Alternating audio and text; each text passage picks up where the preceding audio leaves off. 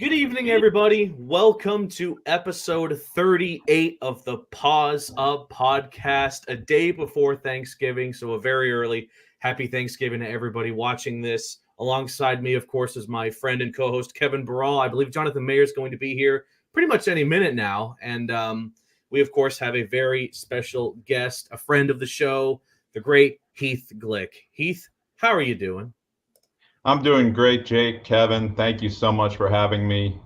In the spirit of Thanksgiving, happy Thanksgiving to Panther Nation and all the families. And I just want to say on behalf of athletics, thank you to all of you that have attended our events this year, have supported our athletes, supported our programs, and made contributions. Hi, Jonathan. Nice to see you.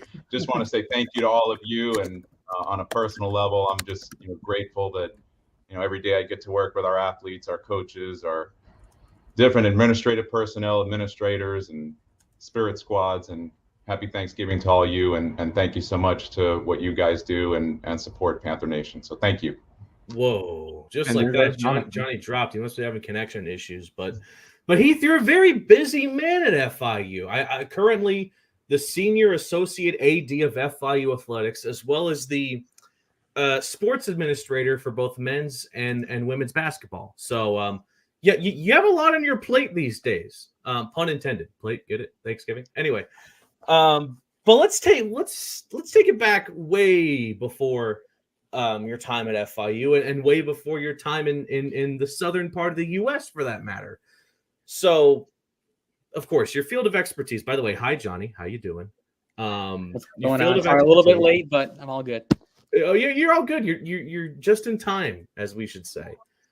So, from either a coaching standpoint or the work that you do now, basketball has been part of your life for a while. So, just want to know, at what point in your life did you really get attached to the sport, and when did you know that you would want to work in the field?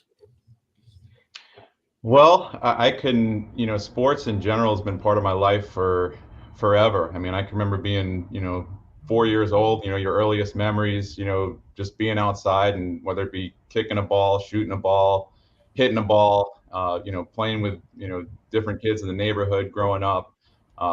Sports has just always been part of, who I am and what I do. And, when I thought I'd have a career in it, I was always very, passionate about having some involvement in sports. I mean, when I was young, I wanted to go to the NBA. That didn't quite work out.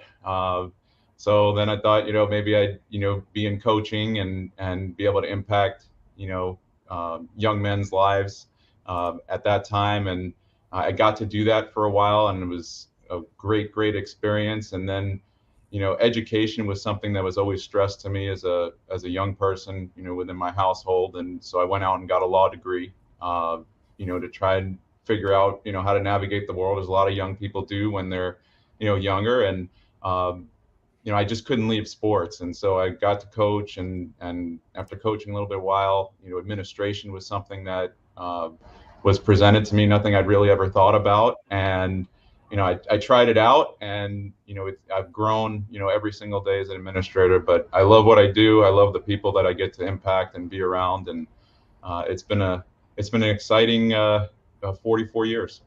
Yeah. So, being a native from New York, right? You slowly made your way down south educationally with a degree at Emory University, which I believe is in Georgia, and then Atlanta, Georgia. Of course another one at the University of Miami, which is in, as we like to say here, not Miami. But what prompted the move down south, and when did you first set your sights on FIU? Well, it's funny. My first time ever setting foot on this campus was I was a student at Emory in Atlanta, and it was a winter break, and I came down with some friends to South Florida because they wanted to go on a winter break like a lot of college students do. And I was very passionate about sports and basketball. And one of the games that was going on in the area was a FIU basketball game. And so this was in the 90s. I attended my first FIU basketball game. I can tell you who they played. It was the University of Illinois Chicago. And so, it's just kind of funny how things went full circle. I never ever thought that I'd be working at FIU or being a part of FIU, but that was actually my first experience on the campus was during a college winter break. And, I liked the area. It was nice. I liked, what I saw on the campus, and it's just amazing how things have grown. I mean, it's probably 25, 30 years later since I first, stepped foot on campus. Yeah. Heath, you talked about FIU, and then you first joined in 2004 with the basketball team. Just talk to us a little bit about that. What were your thoughts of the university? Obviously, you mentioned you came here for a basketball game, and not as an FIU staffer, but just as a staff member. What were your thoughts on the university, and how would you compare it back then to what it is right now? Well, it's a completely different place from where it was in 2004. I mean, I started here as basically a part-time employee in the basketball office with the director of basketball ops. I was, fortunate, during my summers of college, I was around and working a lot of, different basketball camps with a lot of great coaches, and somebody that I'd met was actually on staff here as an assistant coach. And, they needed somebody to kind of fill the role of, somebody who wanted to, love sports, be involved, help out administratively. And it was kind of the path to coaching at the time. And so I came over here, and, I was hired by Sergio Rocco, who was one of our basketball coaches. And I got to be with the program for 2 years. And it's amazing just, hearing from guys that are on that team from time to time, which is now, believe it or not, 20 years later. It's been quite a road, and the university is the trajectory has just grown. I mean, tremendously. I mean, the fact that we're now the number 4 public university in the country. I mean, we're top 10 in, return on investment for a degree. I mean, the amount of buildings and development that's happened here, that's happened within the community. I mean, it's the same place, but it's a different place. And, that ascent is continuing for FIU, and certainly, as an athletics department, that's where we want to go to. We want to be matching the path of the university, and we're going to do it. Yeah, so kind of going on, you spend a year as an assistant coach there, and then you go into an administrative role. Just talk to us kind of the move, why you decided to do that, and do you kind of miss coaching basketball now? A couple, many years later, you're now the assistant AD, but do you miss being on the court, coaching up the guys? So you always miss the relationships between a coach and a player is a very special dynamic. It's almost like you're a parent in a lot of ways. If you have kids, you understand what that's like, and these become your family members, and how the good, the bad, the ugly, how you deal with situations. It's a roller coaster. So that relationship piece, of course, you miss. But I'm really fortunate in the role that I'm in, that I get to still mentor our young men and young ladies. I still get to work with our coaches on a regular basis. So I get my fulfillment from the impact that I can have in that regard. It's not the same as coaching, but my skills are best used in this capacity. And so, over time, you kind of figure out where you can help, where you can lead, where you can make a difference. And you're always going to miss the highs and lows of the competition, the game, but you still get that fulfillment, as an administrator, because we're all in. I mean, we're all in how we want to support our young ladies, our young men, and we're going to continue to do that on a regular basis. So I still get that fulfillment.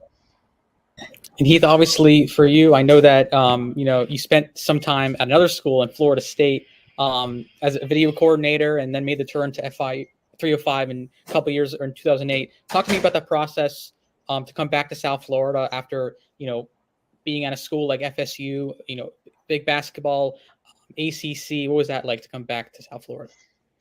So I was here at FIU, as we talked about in the early 2000s, and I was offered an amazing opportunity to go work for one of the most elite human beings and head basketball coaches on the planet, and Coach Hamilton.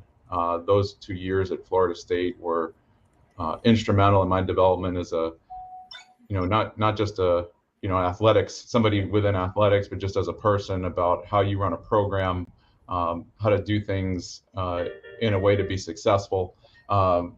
That time period was just huge on my development. So that opportunity was special. I was grateful to be there. I learned so much, and the reason I left there is because I got promoted and the opportunity to come back here as an assistant coach. But to be able to be a part of that was, it's one of my cherished memories. I'm so fortunate I got to do it, and I still use a lot of those skills and things that went on within that program to help our programs today. All right, so let's talk a bit about a point in FIU history that I remember quite fondly. It was November of 2021. That was a crazy month for this school, right? So Pete Garcia had stepped down from his role as the AD on November 10th. At what point did you feel that this was going to happen, unless you were just as surprised as I was the day that it happened? And when did you know that it would fall on you to step in and be the interim AD? So it was early on the morning of November 9th that I received a call at, and in athletics, this is normal for all of you out there. I did receive a call about 6 in the morning from the president, who asked to meet with me and, explain why. And I said, absolutely. I mean, I'm a proud Panther. I want to do anything that can help, support our institution and especially our athletics department. And I had the opportunity to meet with him, that morning, and things started moving very quickly from there. So I had about a 12 to 18 hour heads up on what was going to happen on the next day.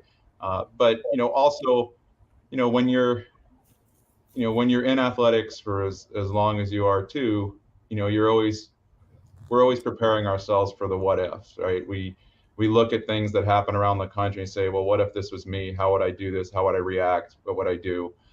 And there is no training, right? You can't read a book for it. You kind of got to get thrown into the fire, and that's what happened. But at the end of the day, it wasn't about me. It's about the people that we're serving and supporting, and we did that during that time period, and set this up nicely for Scott to come in and help grow our brand and get our programs to the levels that we all want them to be at.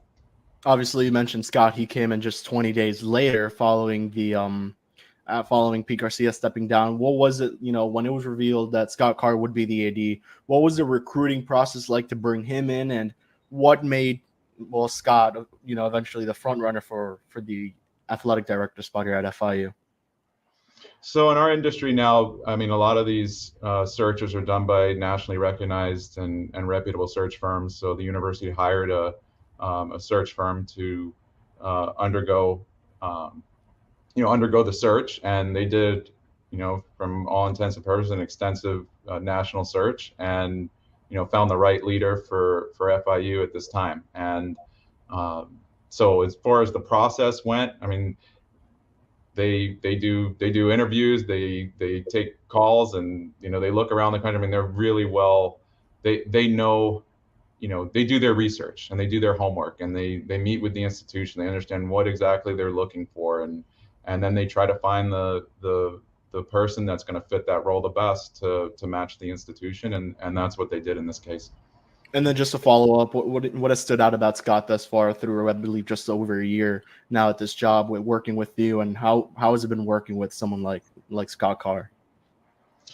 It's been great. I mean, from the second that he came in here, he has treated me wonderfully. I mean, he's a kind human being. He's somebody that's got extensive experience at multiple different stops throughout collegiate athletics.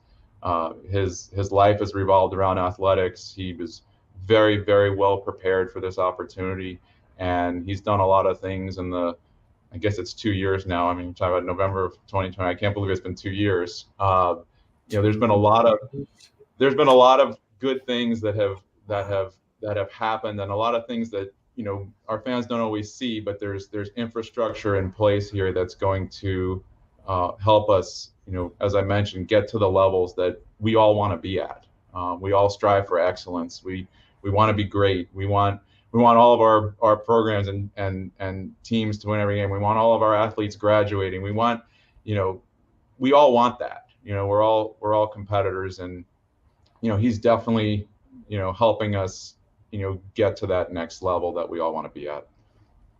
And obviously, I would agree. Heath, Scott, it's been a great turnaround here in the past couple of years. And I want to know more about you. So obviously, you're the sport admin for both the basketball teams here. And just talk a little about, more about the head coaches that we have. Obviously, Coach Brooks Wiley with women's basketball and the turnaround that she's made within, in what would be her fourth season now at FIU, and then even Coach Ballard and what he's been able to do for the first couple of years and all the talent that he's brought in. So talk a little about the coaches that, you made the searches on and are still here at FIU. So it's a pleasure working with them. I can say, unequivocally, both of our programs are in better places than they were before they got here on a number of different levels.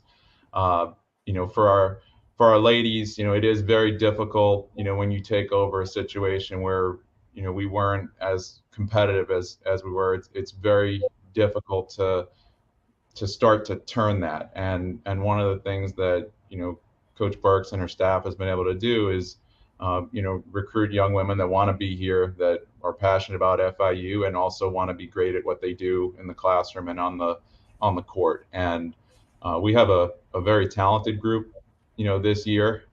There's a lot of new pieces. I'd encourage all of our fans to come out on Friday during, I know everybody likes to go shopping on the Friday after Thanksgiving, but at noon on Friday, we're hosting our annual Thanksgiving tournament. We have an opportunity to go, win a championship, which is, play on Friday. Hopefully we win, and Sunday's the championship at 2:00. So we hope you all come out. But that program has turned a corner in terms of our competitiveness. We're very, very competitive. We're going to continue to be competitive, and I see a very bright future for our young ladies. In terms of the guys, we've had, a very, very competitive, inspiring, exciting brand of basketball that we've played. And, clearly we can see it by the crowds that have been coming to our games over the years. Massive student support, which is awesome and so much appreciated. I think there's a respect for what our guys do, and how they perform, and how hard they play, and their will to win. And although we strategically scheduled a lot harder at the beginning of this year, we all knew we were going to do that to challenge our young men. I wish we were 7-0. We all want to be 7-0, but we did this to challenge them, to prepare them for conference play. We have a lot of new pieces on the roster this year. It takes a while to get them to synergize and play as a team. And I'm very confident and encouraged that we have a very competitive group that's going to be very, very exciting to watch. And hopefully Panther Nation comes out on Sunday night at 6:00. We're playing a team that was in the NCAA tournament last year in Kennesaw State. And so we'd love to have you out there and help support us and give us an opportunity to make a difference in the game.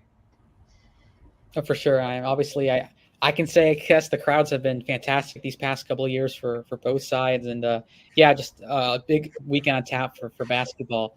And so Heath, I want to also ask you, in addition, you're also a practicing attorney as well, which was really interesting to read about.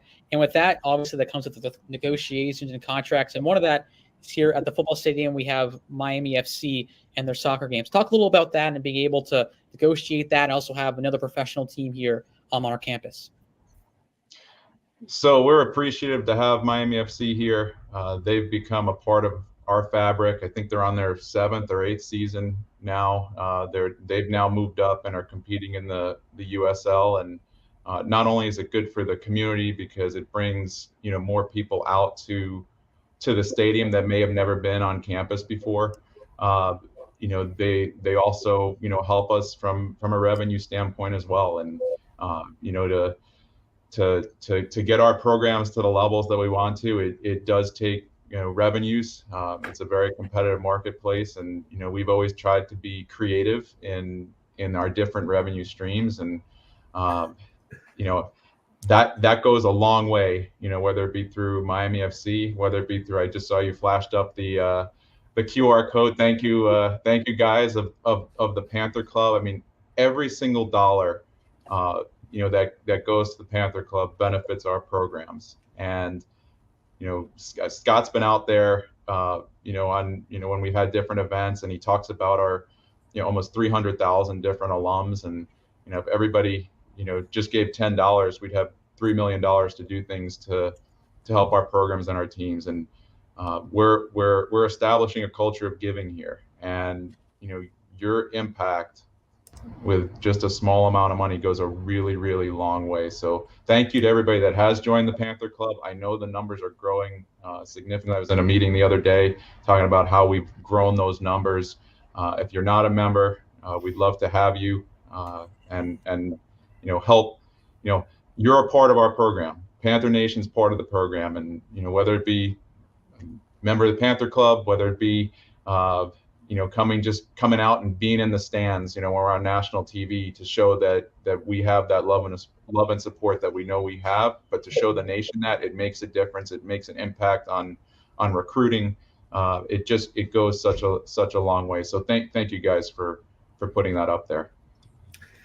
So presidential visits, MMA fighting, and the Miss Universe pageant. None of those seem exactly related to each other, but they are all prestigious events that you yourself have managed at some point in your career. So these are all things I'm very interested in knowing how you were able to manage them in the first place, and just providing a bit of context for all of those. Well, I mean, sports teaches you a lot of different skills. I mean, it teaches you to think on your feet fast. It teaches you how to, deal with disappointment, conflict resolution. I mean, there's so many different things, and these major events are, they're stressful, because if the slightest thing goes wrong, it could impact your brand negatively forever. And so whenever you have those lights shining, you gotta, maintain your poise, which you're taught as an athlete, you're taught as a coach.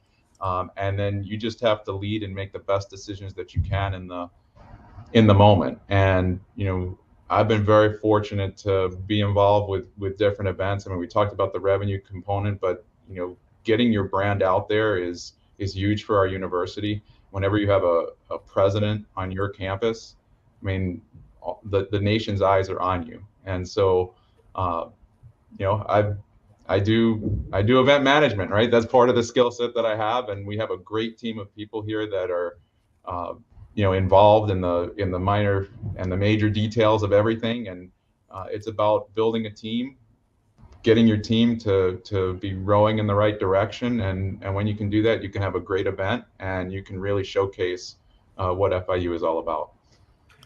All right, but just to clarify, when did these events happen, specifically the MMA and the Miss Universe pageants? When did you specifically get involved with those? So MMA was at the beginning of my administrative career. We had a promoter that probably did about 10 different fights here in the Ocean Bank Convocation Center. I think I still have a picture of one of them on my wall here. One of these pictures from one of those. I mean, the community came out and supported it. It was a good revenue producer for us. They were a lot of fun. MMA is not for everybody, but for the folks that came out, really had a good time. And again, it brought people to our campus that may have never been here before. And we're such a major economic engine in the South Florida community. Whenever you can get people to come here and see what we are and what we're about, that's a win for FIU. Yep. Alrighty then, Kevin, is it time for a break? Certainly is. All right, then let's get into it. Let's take a minute and get into news break. This is your look at all things FIU athletics and just FIU in general. So let's get right into it. Let's get right into it and start with soccer as awards continue to roll out even after their seasons have come to a close. As both Eduardo Mustre and Philip Hildebrand have been named to the CSC Academic All-District Men's Team and Reagan Bridges for the All-District Women's Team. These teams recognize the nation's top student athletes for their combined performances on the field and in the classroom. So Mustre, Hildebrand, and Bridges now have a chance to advance to the first, second, and third academic All-America teams, which will be announced on December 19th and the 20th. Moving on to tennis, as FIU's very own, and please don't flame me if I mispronounce this. I do apologize. Oyinlomo Quadre was named to the Conference USA Tennis Athlete of the Month for her achievements in October. Quadre, who was a sophomore from Nigeria, began October with a W at the Bedford Cup's gold bracket. And she then reached the quarterfinals of the ITA Southeast Regionals, then was the runner-up in the ITA Doubles Tournament, most recently participating in ITA Nationals in early November. So a big congratulations. Let's wrap it up now with baseball. Are you a high school student or a JUCO product that wants to become a Panther? I don't see why you wouldn't. Then you may want to set your sights on the Rich Whitten baseball camps on December 9th and January 15th at the FIU Baseball Stadium. This was announced only a few days ago. These camps are designed to, quote, provide players who want to continue their playing careers at the next level with an opportunity to be evaluated by our staff, end quote. You can register online at richwhittenbaseball.totalcamps.com. So that was your look at Newsbreak. Oh, no. Yeah, we're done. Okay, cool.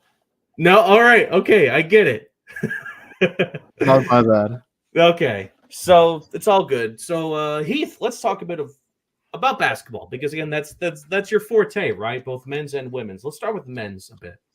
So they currently have a 1-6 record, right? But they have been competitive in just about every game this season. So just what have you seen from this team early on? Who are some of the players that have surprised you with how well they've been competing? Some of the stars that you've expected to put up big numbers and they have. Just what are your overall takeaways from 7 games of work so far? Well, I like our team. I mean, I'm fortunate that I get to attend practice from time to time. I mean, unfortunately, I can't be there all the time, but I get to pop in the gym every once in a while and see what's going on. And I think we have a very highly competitive group. They're very spirited. They're very committed to their craft. They're in the gym. Sometimes I'm leaving out here very, very late at night, and they're in here, practicing on their own. And I think they have a culture of love for each other and appreciation and respect for what they do. And I know that the most successful programs I've been a part of have had that culture. And so obviously we have guys that have gotten preseason accolades, and we've added some new young men to the roster, and I think our staff is working that out to see who plays well with who and who doesn't, coming up with those lineups and combinations. But I mean, we've shown that we've been at stretches of time extremely competitive with whether it be top 10 teams or highly ranked mid majors. But this is what we wanted to do. We wanted to challenge them. They were up for the challenge, and the goal being that we want to prepare for conference play and take our best shot in Huntsville in March. Make sure we're ready to go and try and win a tournament and go from there. So I think there's a lot of encouraging signs. Obviously, we still have a long way to go. It's a very long season. And as we know in college basketball, what's going on in November really has nothing to do with what's going on in February and March. And so, our guys need to keep believing in what they do. And I think that's going to happen. And we're going to have a fun, January, February around here into March. So I would encourage, for those of you that haven't been out, we've only had one home game. I mean, that is, college basketball, it's easier to win at home than it is on the road or on neutral court. So we've had one home game this year, and some of those home games are going to pick up now We mentioned the Kennesaw State game. But Wednesday, the 29th, we have an opportunity. We're on national television. And Panther Nation, come out and support. It makes a difference. Please get here early. Be in your seats. Let's show the national audience that we support. We're out there, and let's make our arena look good, which we know it will. And I know that those that come out are going to have a great time. It is very entertaining. Thanks to a lot of the marketing staff and DJ MDOT, and want to have you out. And it's a double header day. I mean, we got our ladies that are playing at 3:00. So if you're on campus, faculty, staff, come on out and join us. It'll be a fun day of basketball. Looking at the ladies side, obviously you mentioned they're off to a 2-2 start, a very tough loss against, I believe, Compton State. So just take us through their season thus far and kind of what Jake said, just who stood out to you and that team. Well, they have a lot of new pieces as well, and they got preseason accolades with Kalia and Tanasia returning from the past, and Kalia did a great job out at Media Day, so I'm gonna shout her out right here. Great job, Kalia. They went and they've played on the road as well, 2 games, and challenged themselves over at Florida Gulf Coast, who's a perennial top program. And so they have a lot of new pieces as well. They have a lot of new talent, and I think if you come out and watch their brand of basketball, it's exciting to watch. And Saturday was an exciting game. I mean, the pressure the pressure really got to Coppin State at one point, and unfortunately we couldn't pull it out there at the end. But again, in the game of basketball, you when you have a lot of new pieces, it takes a while to get everybody on the same page and learning how to play with each other. And you have the summer, but still that's not the same as in-game experience. And I think you'll see the same thing with our ladies as the season goes on. They're gonna improve every day and get better. And I have belief in our young ladies and what they're doing. Yep. I would agree as well. And I want to go a little shift over to the men's side. And obviously last week they took on a top 10 team in the nation, the Miami Hurricanes, and we would have loved to be able to win that ball game at their place, but still it was a game where we played to really competitive match, and at this time it's already been one of the more competitive match that the Hurricanes have had this year. Obviously really wanted to win, but talk about the energy that you saw from our club and being able to really play against a quality opponent, a Final Four opponent from last year, and kind of showing that what we can build on over the course of the season. So it definitely wasn't surprising to me, because I know the character of our young men in that program. They expected to compete. They expected to go over there and win, and that's built when you have a great culture. And there's a great culture in that program, in that locker room, and there's experienced people there that have the best interest of where FIU is going as a basketball program and want them to be successful. And so, yes, I mean, of course, you want to win, but in terms of a surprise, it wasn't surprising to me, because when you have character and talent and leadership, that'll give you an opportunity to win against the best of the best. And so I know the coaches are working really hard at continue to build our program to where everybody will be very, very proud of what we have. Yeah, I mean, the energy at the crowds during that Miami game, especially during that run in the start of the second half, man, there was that one point where I forget who the player was, but when he sank a 3-point shot, entire section, the entire crowd just exploded, and they really took the lights out of the room, man. They took lights out! Lights out! Yeah. So let's stick with men's basketball for a second. As we all know, head coach Jeremy Ballard is only 2 wins away from the all-time record at FIU, which is absolutely crazy to think about. We know it's going to happen. We're praying that it's going to be at home. But I wanted to ask you, Heath, just how special is this going to be to you to see this coach who's been here for a very long time achieve something that no FIU coach in the past has ever done. Just talk a bit about his time at FIU and how it sort of shaped up to this. Well, I would be very proud if and when it does happen. Hopefully, it happens on Wednesday night on national TV. Right? That would be very nice for him. But if you ask him, he's a very humble human being, and it's it's not about him either. As he always says, it's a players first program. It's about his guys, and coaches who are servant leaders like that have a chance to be really, really successful. And he's a very special human, a very good coach. We're very fortunate to have him. And for programs to be successful, you need to have some consistency, right? The opportunity to recruit, the opportunity to develop. And we're in a very different age of college basketball right now. Things have changed significantly. We were talking about 2 years ago. Even in the last year, the transfer portal, we've got, NIL, we've got collectives. And for those of you who want us to be the best of the best, these are really, really important vehicles to sustain success. If you're a business in the area, if you want to help brand your business, now we have name, image, and likeness where you can directly support our athletes. We have, for those of you that don't have a business and don't want to do it directly, I see you guys are putting up on the screen. Thank you for doing that. The Blueprint Collective.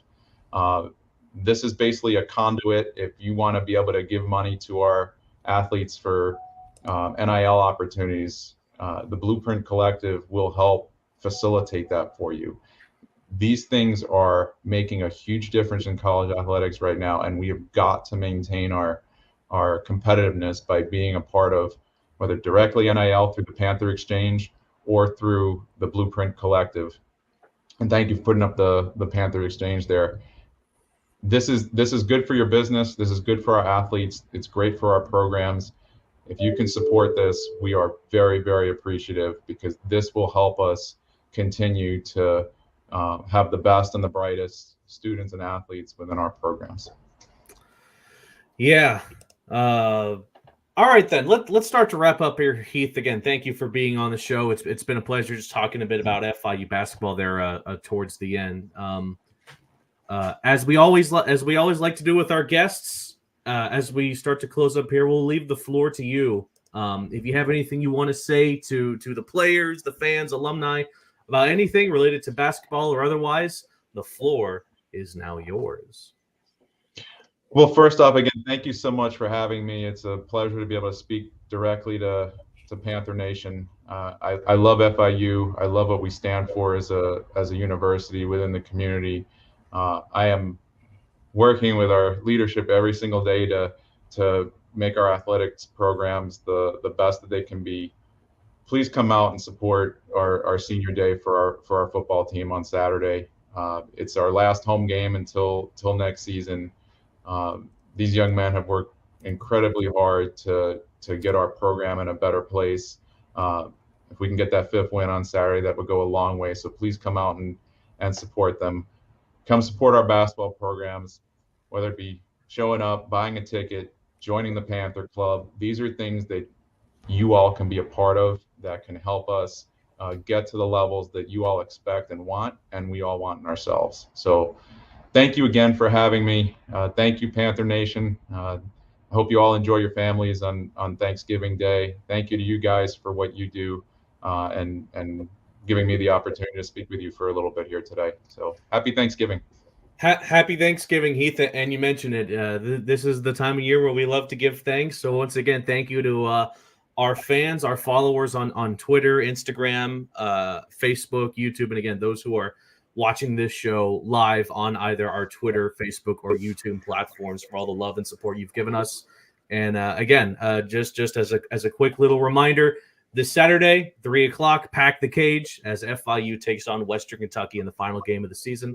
Of course, we will have our Paws Up preview show that will release, I believe, at 1 p.m. So it should be a fun time on Saturday. So we'll talk more about that then. But again, Heath, thank you so much for spending some time with us. It was a fun episode, and we got to get you back here come March when FIU makes their miraculous run to March Madness. Right, we got to get you back on the show for that. Right. I would love to do it. So thank you again, guys. Paws up. Paws up. Paws up.